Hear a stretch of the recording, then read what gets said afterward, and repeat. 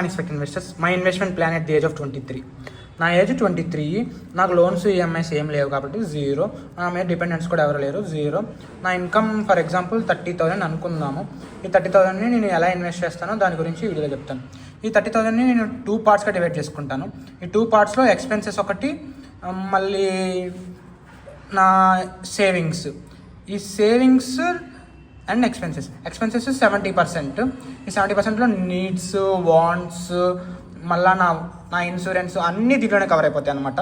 ఈ మిగిలిన 30%ని నేను సేవింగ్స్గా వాడతాను. అంటే ఎంత, 9,000 రూపీస్ని. ఈ 9,000 రూపీస్ని నేను ఇన్వెస్ట్మెంట్స్గా సేవింగ్స్గా వాడతాను.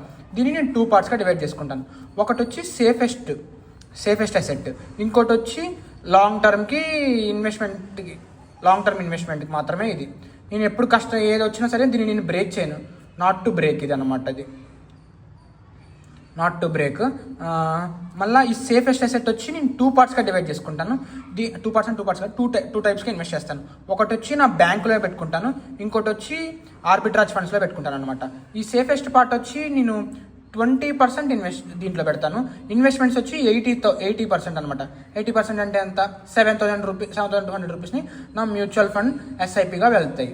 ఈ సేఫెస్ట్లో 1,800 రూపీస్ నా బ్యాంక్లోను, ఆర్బిట్రాజ్ ఫండ్స్లో వాటిలో వెళ్తాయి అనమాట. ఇవి నా ఎమర్జెన్సీ ఫండ్గా ఉపయోగపడతాయి. ప్లస్ మళ్ళీ నా డ్రై పౌడర్గా ఉపయోగపడుతుంది. ఈ డ్రై పౌడర్ గురించి నేను లాస్ట్లో చెప్తాను. ఇది నా ఎమర్జెన్సీ ఎప్పుడైనా కష్టం వస్తే దీని నుంచే వాడతాను అనమాట. దీన్ని అసలు ఏం వేస్ట్ చేయను.